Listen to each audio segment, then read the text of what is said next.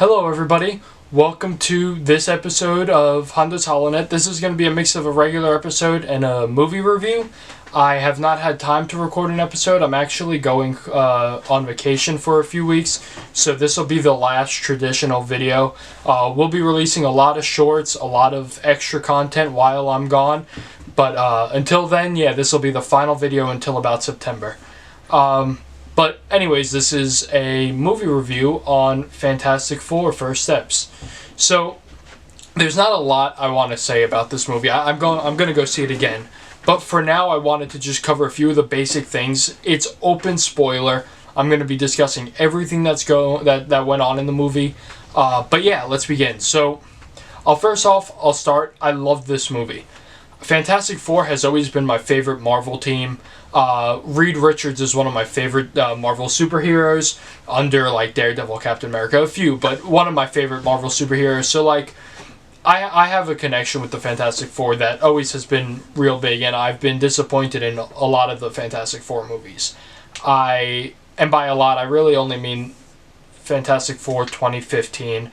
I liked Fantastic Four 2005. Not my favorite, but really good. It was still a real good movie. I still haven't seen Rise of the Silver Surfer, so I am going to get into watching that soon. And like I said, I saw Fantastic Four 2015. I tried to enjoy it. I just really couldn't, despite the castings being decently enough. The Naked Thing wasn't good. The whole, say that again, of course, was just, the writing wasn't the best. And I think Reed should have been a little older. I think Miles Teller was too young to play Reed. But again, Fantastic Four: First Steps, I think each of the characters were done right. I do think that Reed was the weak link out of the four, although I loved Pedro Pascal's Reed. I thought he was really good. I thought there was a lot to enjoy with him, but I just think that he was not the traditional Reed Richards, which I enjoyed, but wasn't what I was looking for. I was looking for that real Reed Richards feel. Vanessa Kirby, Ebon Moss-Bachrach, and what's his name? Oh wow, I'm blanking on his name, but Johnny Storm, Joseph Quinn as Johnny Storm was just all really great. I do think Joseph Quinn carried the movie character-wise, and I think all the scenes of him full-on flame was really cool. Ebon Moss-Bachrach, I think he did real well with the Thing. The voice is just perfect. He's funny. There's videos online of him and Joseph Quinn in their relationship off screen, and it's just, I really enjoy him as the Thing. Vanessa Kirby as Sue Storm, she was the best Sue Storm that we've had, and I love Jessica Alba, but she was the best Sue Storm we've had, and just the emotion that Vanessa Kirby had when portraying Sue Storm was just beyond. I will say I liked Superman more, and I've seen a lot online where it's like, oh, Vanessa Kirby's scene, the speech scene in front of all the people was way better than Superman's scene. I completely disagree. I think that Vanessa Kirby had a great scene, that monologue where, you know, this is my baby boy, I'm not going to give him up, I don't care, but I'm not going to sacrifice the world for my son. That whole thing was just, what did she say? She was like, I'm not going to sacrifice my boy for the world, but I'm not going to sacrifice the world for my son. It's just a fantastic scene, a fantastic line, no pun intended. But I just think Superman's drew emotion from me. Everything about Superman made me more emotional. And that's one thing I will say about this Fantastic Four movie. Lacked the emotional depth from other movies. So I think, and I'm going to release a video on all of my favorite movies from after Endgame and favorite shows from after Endgame, but solely this, I think it lacked some of the emotional depth from No Way Home, from especially Guardians 3, which I think is the best one post Endgame. But it was a lot more emotionally, you know, it made me more emotional than, say, Thor: Love and Thunder or Quantumania or Secret Invasion. So that's kind of where my headspace is. It is top 5, I think, post Endgame. I really did enjoy the coloring, the cinematography, the setting. The 60s setting was so on point. Spoiler, they had that little Timely Comics young Stan Lee, young Jack Kirby cameo, which I saw it. I know a lot of people didn't, but in the background of one of the things when Jack Kirby and Stan Lee are looking out the window, you see Timely Comics, you see some panels here and there. And that was a nice little addition, you know. Stan Lee cameoed in every Marvel movie until he passed. So I definitely loved seeing something like that. We'll get into the later cameos, but there was also the cameos from all the original 1990s Fantastic Four, the unreleased version, and they had really small parts. We had like the scene where the firemen saluted Johnny Storm. That was the original thing. That was the original Johnny Storm. I didn't catch the Sue Storm one. I have to go back and look and see, but I will catch that on my second watch. But then the guy on the radio talking about the one of the villains that the Fantastic Four stopped, that was the original Reed Richards. So there's a lot of things that you have to be quick to catch it, and you have to know who it is to actually catch it. But once you catch it, you're like, oh, that's a nice little scene. The fight was awesome. I hear a lot of... Okay, before we get into that, Galactus. I enjoy Galactus. They finally got Galactus right. I love Galactus. I always have loved Galactus. But you know, it's a lot harder. Like I said, I haven't watched Rise of Silver Surfer, but the Cloud just doesn't work for Galactus. Cartoons, you could do Galactus anyways, and it'll work. So, they did Galactus, and he was really good as Galactus. I'm blanking on his name right now, but both him and Jennifer Gardner as Silver Surfer, she was a great Silver Surfer. That was the scene where she was surfing the wormhole and the black hole. Like, all of it was just real cool, and it was really well done. I like seeing this aspect of space because, you know, Guardians, we see the very not cosmic, but the more just different galaxies and different planets. And this, we really got to see all the cosmic stuff, and it was really good.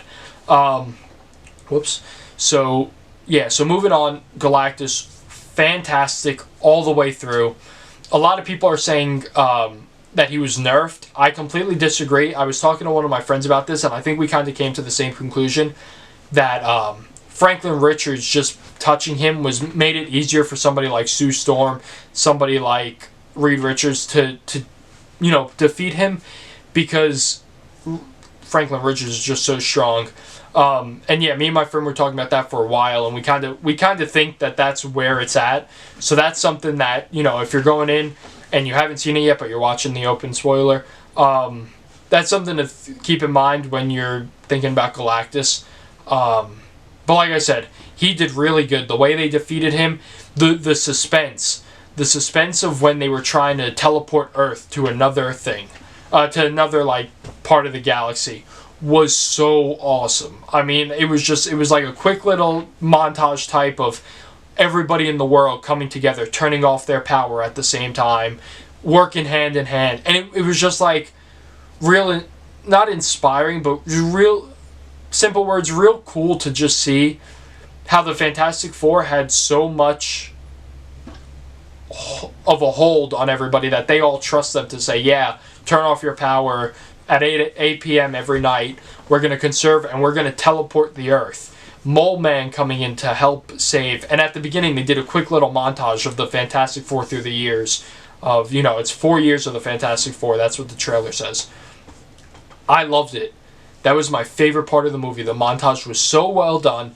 It was just a fun watch. And then I didn't watch the special look at the Fantastic Four on Disney Plus, but that's what it is. I went back and I watched it because, wow, it was just great.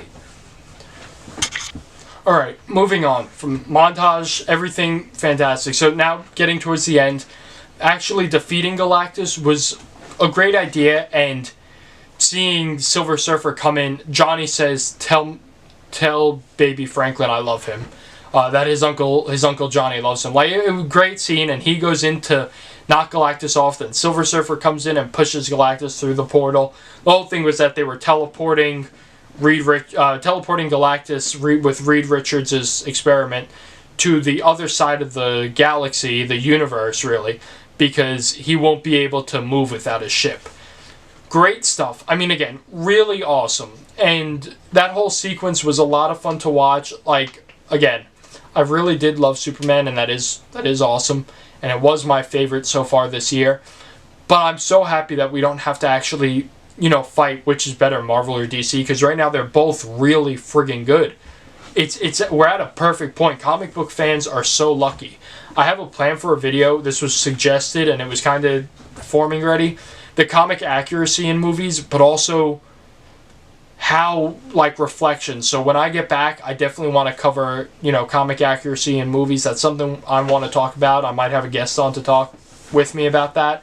But besides that, it's so well done. All these movies so far, Thunderbolts, Superman, Fantastic Four, even Brave New World, which I didn't hate, like, it wasn't my favorite movie. I think it was very just a, straight movie. They did the stuff. I don't, by any means, it wasn't good, but it really wasn't bad. It kind of was just there. I think even that you could consider, good for not only comic accuracy, but you could for visual storytelling. Red Hulk was great. Sam Wilson as Captain America. Although Anthony Mackie, fantastic actor, I think every time I see him in something, I think he's really good. I think it's harder for him to lead as a Captain America, and I don't think it's his fault necessarily. I do think it's the writers. But again, all these movies have been really well. I've been enjoying this year so much for comic book movies, and comic book fans are just really eating good. Ironheart, I still didn't finish it, but I will finish it before my TV show video so I could properly rank it. And then we have Eyes of Wakanda coming out on Friday. So there's a lot. But Fantastic Four, overall, the whole movie itself, just a great movie. Like I said, top 5 post-Endgame. Really enjoyable. A lot of good scenes, a lot of just fun little nods to different things. There's a lot of little ads in Times Square. There's just so much, and if you watch it, you're going to have to watch it multiple times just to capture everything, and that's my plan with my couple of rewatches I'll do. Then the last thing I want to go over are the end credit scenes. So there was the end credit scene at the end, a cute little scene, cartoon style of, we got to see the Sentinels from the X-Men, and it's all a cartoon, like a TV show, and the Fantastic Four are beating them up. A couple different things. Really good. Like, it was just a cute little cartoony type thing. But the big end credit scene that everybody talks about, which was the mid one, was Doctor Doom. So it's something I expected. It's actually something that I knew about. I knew about it.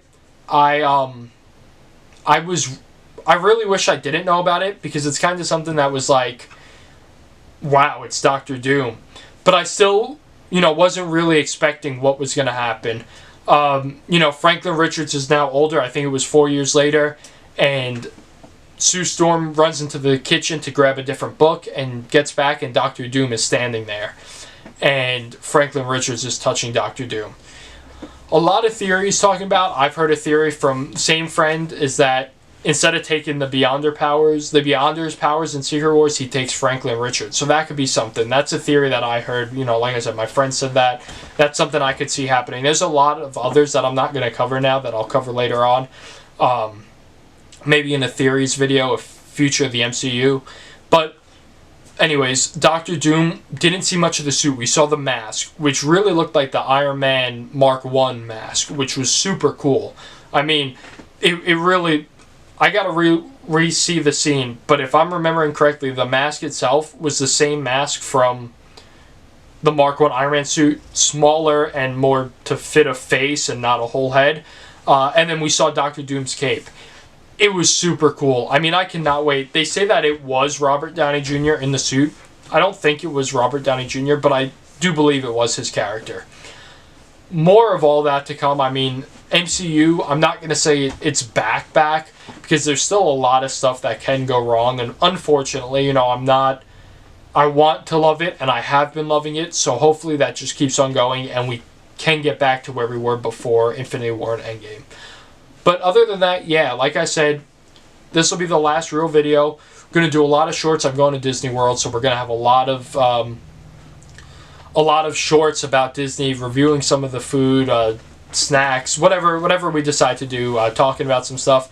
But then I'm going to get a bunch of B-roll footage so I can start upgrading some of the videos I make about other things, Star Wars, Marvel, whatever, it ends up being.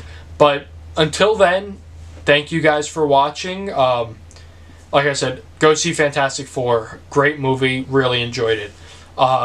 Yeah, I have a lot planned for when I get back, so stay tuned. And yeah, thank you guys again for watching. I'll see you later. Bye-bye.